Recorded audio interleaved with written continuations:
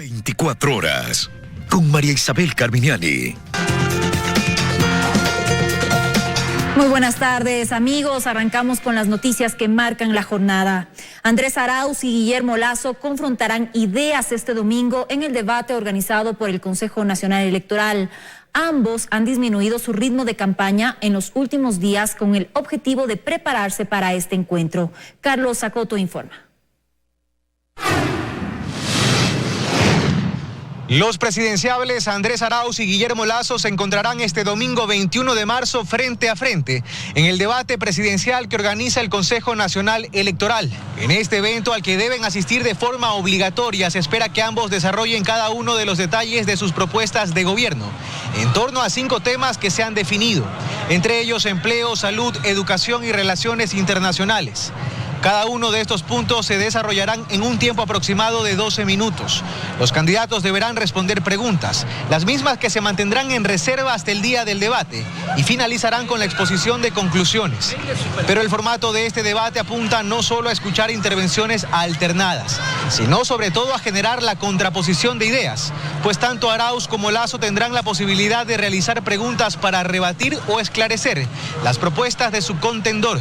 Además, en bloques diferentes, la moderadora Andrea Bernal tendrá la tarea de formular preguntas de interés social que deberán ser respondidas en máximo 40 segundos. Al término del encuentro se espera el mensaje de los presidenciables hacia los electores. Este debate, que tendrá una duración aproximada de 1 hora y media, se realizará este domingo 21 de marzo a las 8 de la noche en Guayaquil y se transmitirá en cadena nacional. Se espera que este sábado en la delegación electoral del Guayas, con presencia de un notario público, se realice el sorteo para definir el orden de las intervenciones de cada uno de los candidatos para cada uno de los bloques.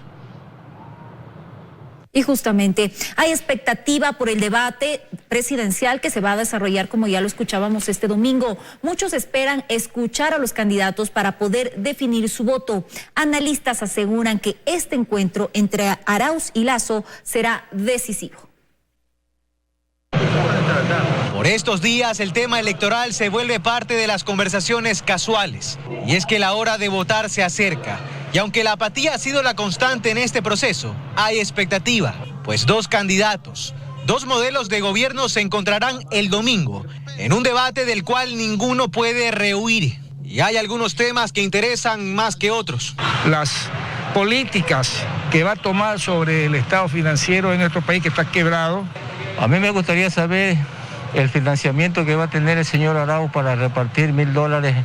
Y por el lado del señor Lasso, si tiene ya estudiado debidamente el aumento del sueldo básico a $500. Y es que el número de votos que no fueron para Lasso ni para Arauz en la primera vuelta es mayor que los que consiguieron ambos en suma. De ahí que este espacio, coinciden analistas, podría ser decisivo. ¿Realmente este debate podría definir al próximo presidente de la República? Yo creo que sí, si es que los candidatos hacen un buen uso de su tiempo y van bien preparados, podría ser definitorio. Sin lugar a dudas, este debate tiene que darnos propuestas y certezas. Como ciudadano, no me gustaría que suceda lo que pasó en el primer debate que se realizó en la primera vuelta electoral, en donde primó los ataques personales. Arturo Moscoso y Andrés Campaña creen que serán vitales las contrapreguntas que los candidatos se puedan formular, pues permitirán conocer aquellas respuestas que no vienen preparadas, aquello que no se ensayó. Esta idea de que haya un verdadero debate, una verdadera contradicción de ideas, va a hacerlo muchísimo más dinámico y muchísimo más interesante, y creo yo que se va a ver quién es quién, ¿no? Este contraste que es tan necesario para rebatir las ideas que proponen los otros candidatos. Dicen que la historia del país se ha encargado de enseñarnos que en temas político-electorales nada está dicho, hasta que llega el día de las elecciones. Recuerdan a León Febres Cordero remontar las preferencias frente a Rodrigo Borja, precisamente después de un debate, allá en 1984. Pero de ahí en adelante la ausencia de uno de los candidatos en estos espacios en la segunda etapa ha sido casi la regla, hasta ahora. Pues ni Lasso ni Arauz podrán decirle que no a este encuentro, que si es bien llevado, podría ser determinante. En Guayaquil, Carlos Acoto, 24 horas.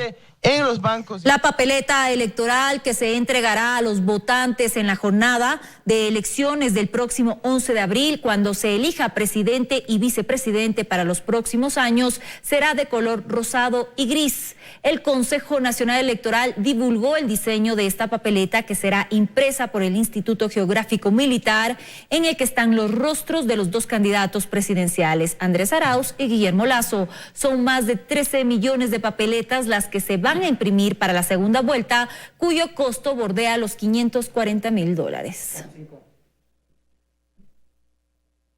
Seguimos con más noticias y ya en otro tema les contamos que el general en servicio pasivo Juan Carlos Rueda presentó su renuncia al cargo como director general del Instituto de Seguridad Social de la Policía. En una carta dirigida al Consejo Directivo de la institución explicó las razones. Luego de estar 4 meses en el cargo como director general del Instituto de Seguridad Social de la Policía Nacional, el general en servicio pasivo Juan Carlos Rueda presentó su renuncia irrevocable al Consejo Directivo de la institución. En una carta dirigida al presidente del Consejo, aseguró que durante el tiempo que lideró el ISPOL, advirtió que el problema de la seguridad social es estructural. Las respuestas que se esperan son tibias, llegan tarde o nunca se dan. Nadie quiere asumir las responsabilidades que le asignan su misión y la ley. Las dilaciones, excusas, los silencios y hasta las obstrucciones son respuesta, por desgracia, más recurrentes de lo que se podría pensar en circunstancias normales, pero de ninguna manera admisibles frente a la magnitud de los hechos.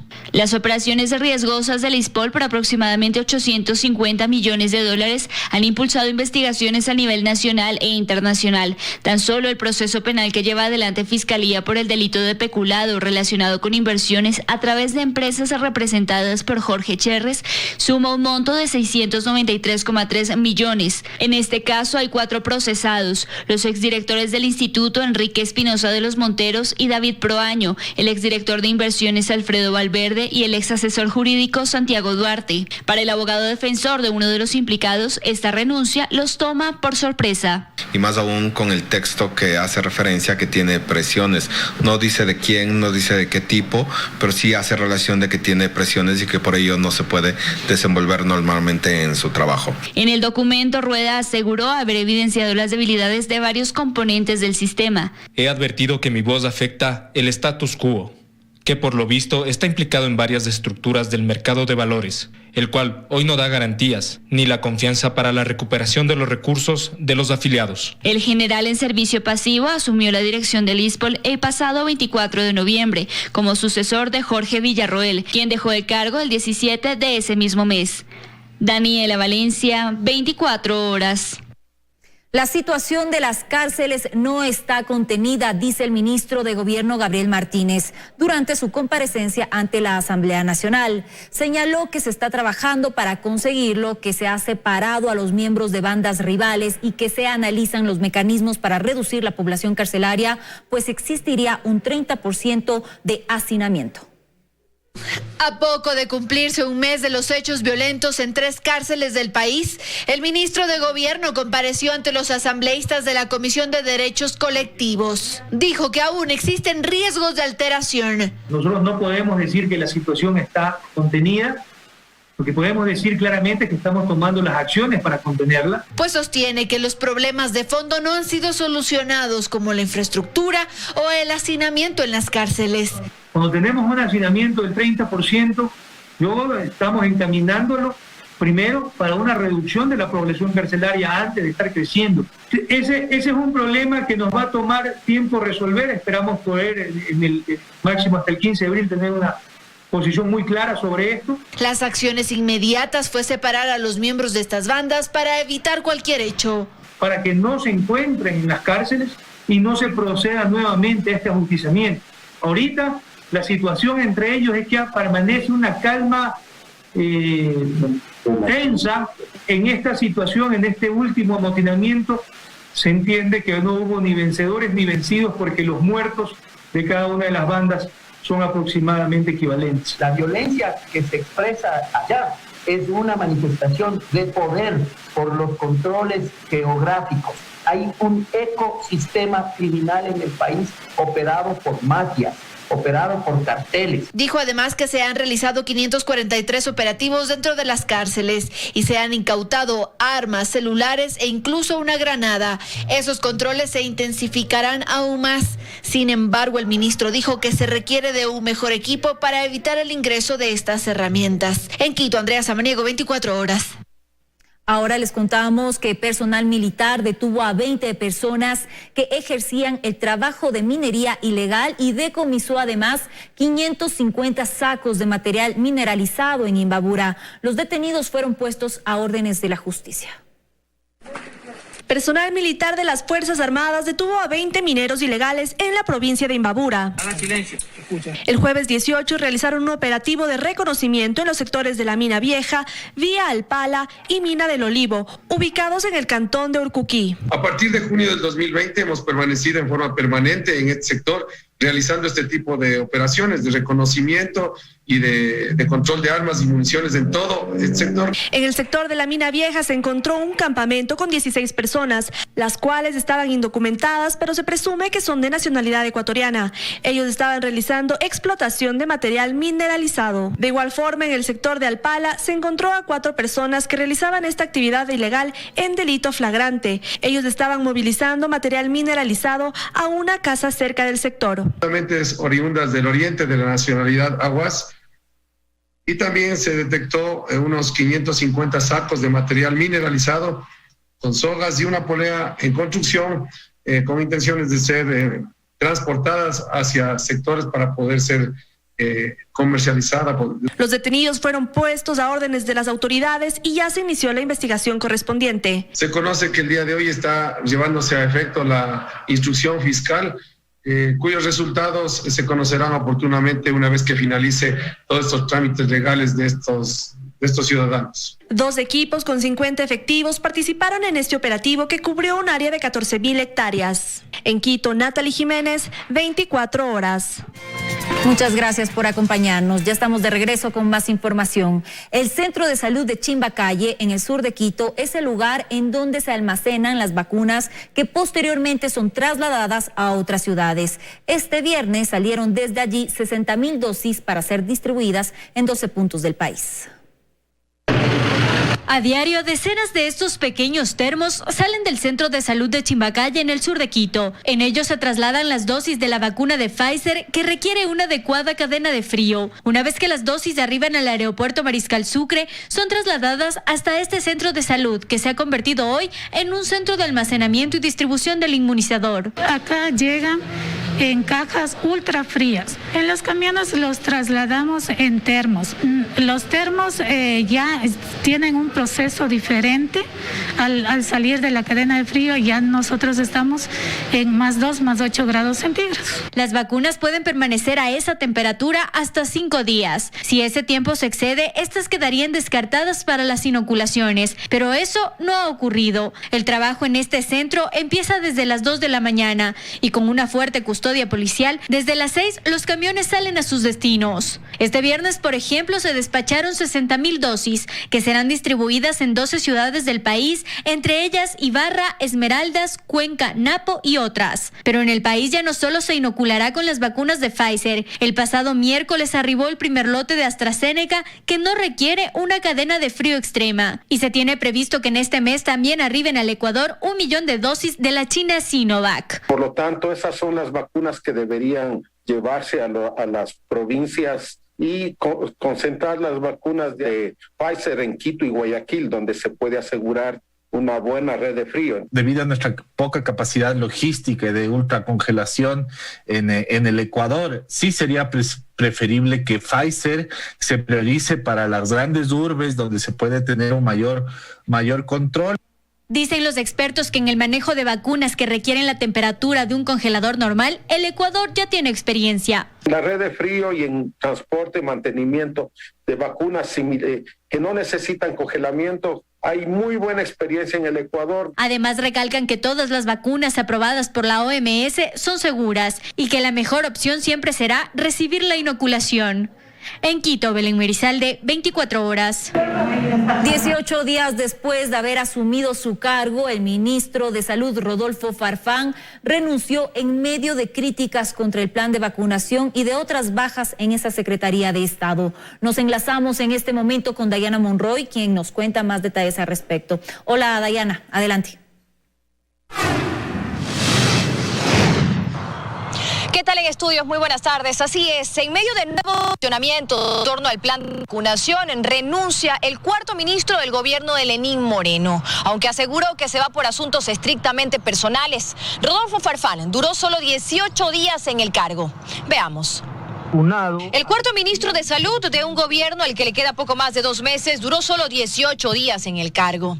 Este viernes, Rodolfo Farfán presentó por motivos estrictamente personales, dice, su renuncia irrevocable al cargo de ministro de Salud. Farfán se va en medio de fuertes críticas contra el plan de vacunación que incluye vacunados VIP y en medio de la salida de otros funcionarios del Ministerio de Salud, algunos despedidos, otros que se fueron diciendo que hay injerencias en el desarrollo del plan. La vicepresidenta María Alejandra Muñoz este jueves intentó desenmarcarse del tema, pero a la vez dio a entender que dentro del Ministerio de Salud Pública alguien no está cumpliendo las disposiciones del gobierno. Y la posición del ministro ha sido entregarla. Entonces, lo que hay que averiguar es qué pasó. También este miércoles la Fiscalía allanó las instalaciones del Ministerio de Salud y de un hospital de Quito para encontrar la verdadera lista de vacunados, que según la vicepresidenta ya debió entregarse. ¿A quien sea que esté en esa lista? Absolutamente. ¿No estarán incluidas los familiares de los ministros? Yo no solamente que no tengo la menor idea de bases, porque soy la vicepresidenta de la República, sino que adicionalmente lo único que he planteado es que toda la información tiene que estar en la autoridad. Por la vacunación VIP, este lunes y martes se suspendió la colocación de las dosis en el Centro de Atención UES, lugar donde se vacunaron a los rotarios. Este miércoles se reanudó el proceso. Mi madre asiste a un centro geriátrico, ella tiene 90 años y creo que es la mejor oportunidad que se le puede dar al adulto mayor. El gobierno espera la llegada de 1 millón de dosis la próxima semana para completar la vacunación de los adultos mayores. Hasta el 15 de marzo en el país se habían vacunado a 121.054 personas, dentro de un plan de vacunación que ha tenido 2 ministros a cargo. Y desde ya el nuevo ministro de Salud, aún no posesionado, tiene tarea, pues hoy se cumple el plazo que dio la jueza Selma Espinosa al aceptar una acción constitucional que obliga al Ministerio de Salud Pública a entregar los términos y referencias de los contratos de las compras de las vacunas. También el criterio de selección de los vacunados por fase y obviamente la lista de quienes ya se han aplicado la vacuna contra el COVID-19. Ustedes tienen más información. Gracias, Dayana, por tu informe. Seguimos con más. Trastornos depresivos, de ansiedad y del sueño, además agotamiento, son parte de las secuelas psicológicas que ha dejado el coronavirus en el personal médico. También en algunos pacientes, incluso en niños y adolescentes debido al confinamiento.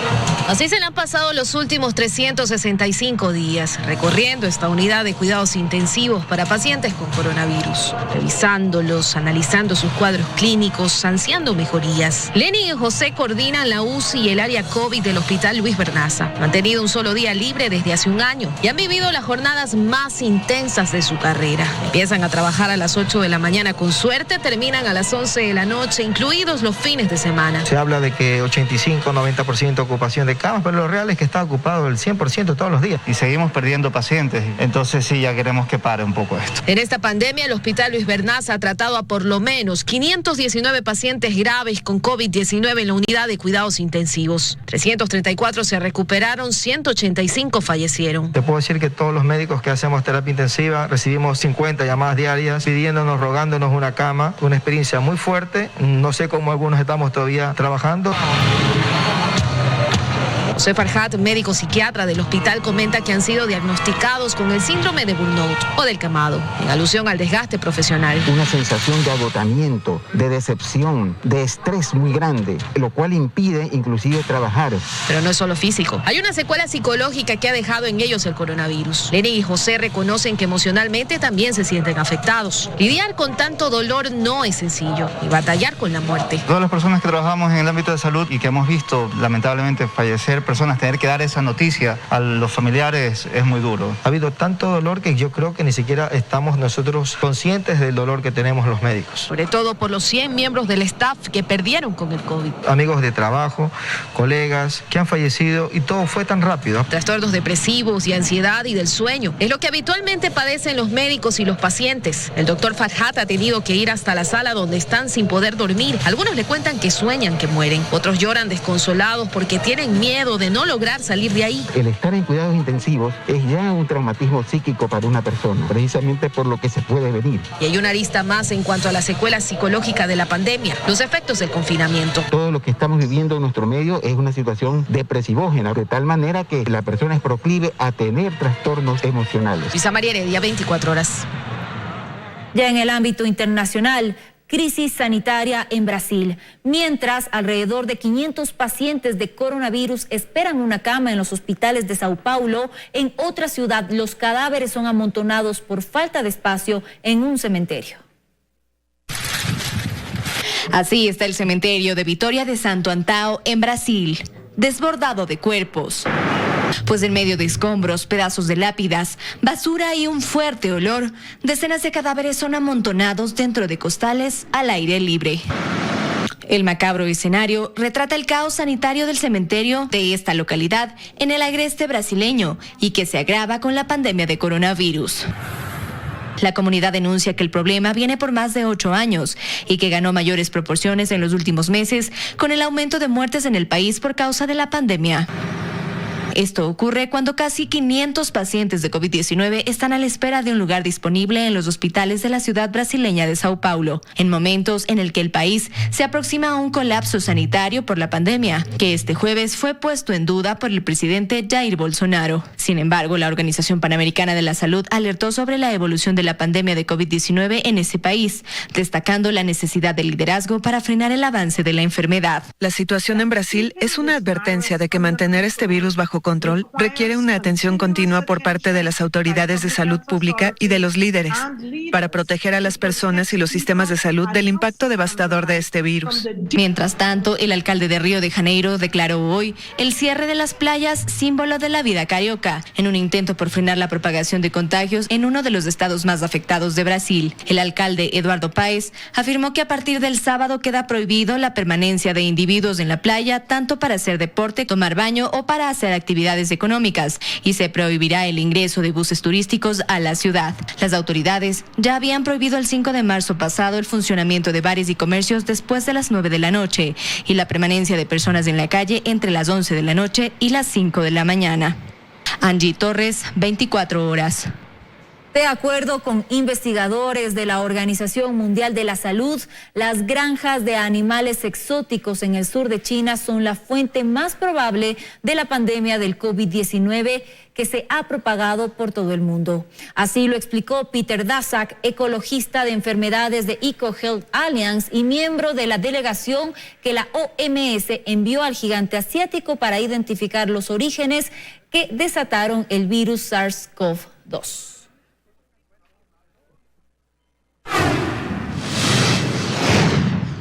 Ya en noticias de nuestro país, el fiscal provincial Alberto Santillán solicitó fecha y hora para que se desarrolle la audiencia evaluatoria y preparatoria de juicio por el caso de peculado en contra del alcalde de Quito, Jorge Yunda, y 13 personas más.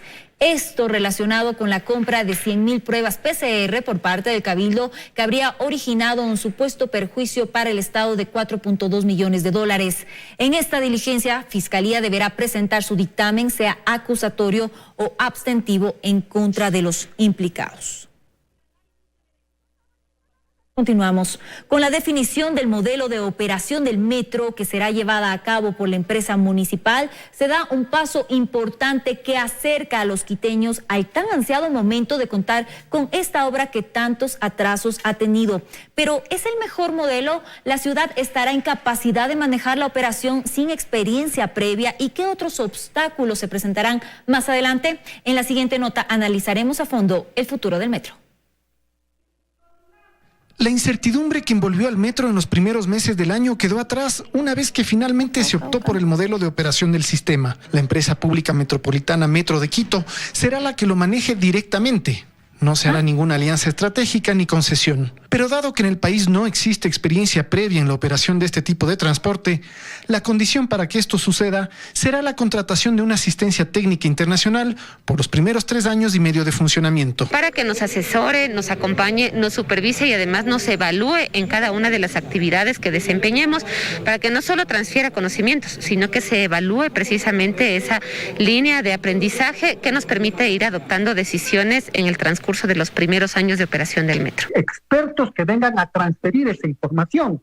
Es decir, no es que se le ocurra a la actual administración de la empresa cómo constituir y cómo hacer funcionar el metro. Que el metro se maneje desde lo público levantó algunas voces de protesta y suspicacia. Se alega ineficiencia, burocracia y la posibilidad de que un sistema tan importante se convierta en un botín político al vaivén de las diferentes administraciones. Esto es lo que hay que vigilar, que la empresa pública metropolitana de Quito cumpla, de que efectivamente esto no se constituya ni en un botín político, ni tampoco se separe o esté ausente de estos criterios técnicos que se manejan a nivel internacional. Pero la realidad es que la mayoría de metros del mundo se manejan como empresas públicas y existen varios casos positivos que se pueden replicar en Quito. Probablemente uno de los metros mejor manejados sea el de Santiago y es un metro público.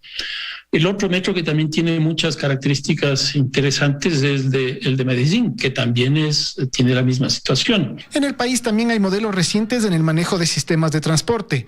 El tranvía de Cuenca, que tiene el mismo modelo de operación, y la aerovía de Guayaquil, que se maneja con participación privada. El caso de Guayaquil con la aerovía, la cosa es distinta. En ese caso hay una inversión del 80% que es de orden público y el 20% que es privada. Sin embargo, la administración privada es la que se va a llevar los réditos económicos. O las pérdidas. Si es que el sistema no resulta rentable, la ciudad tendrá que comprometer sus recursos para sostener la operación. Algo que ya está sucediendo actualmente por los constantes atrasos en la entrega y puesta en marcha de la obra y que genera lucro cesante. Ese lucro cesante tiene que ver con un capital de $2.009 millones que no está produciendo, sino que está generando gastos adicionales sin ingresos. Y eso vamos a tener durante por lo menos un año adicional. Trenes estacionados por meses, estaciones que serán entregadas y que requerirán mantenimiento. Son pérdidas que la ciudad tendrá que asumir. Pero además hay otros problemas que resolver. Una vez zanjado el problema de la operación, hay escollos que son vitales y que al parecer no se ha hecho mucho por resolverlos. Hay una piedra muy grande en el camino y se llama el sistema integrado de recaudo. Hay un gran retraso en la implementación de este sistema y en cómo funcionará en coordinación con el resto del transporte terrestre de la ciudad. Además, no hay mayores luces en cómo va a hacer esa integración con sistemas como el trolebús, los corredores viales, el transporte urbano, suburbano y provincial. Esto podría determinar que la operación comercial del metro no sea febrero, no sea abril, por supuesto. Y este es un tema que se lo debió trabajar paralelamente con el modelo de gestión y el modelo de contratación del metro. Por lo pronto el metro ha dado un paso importante, ya se sabe cómo va a operar, pero hay mucho trabajo por hacer si queremos cumplir los plazos y llevar a Quito a un nuevo capítulo de desarrollo con éxito y sin más espera. Tomás Chufardi, 24 horas.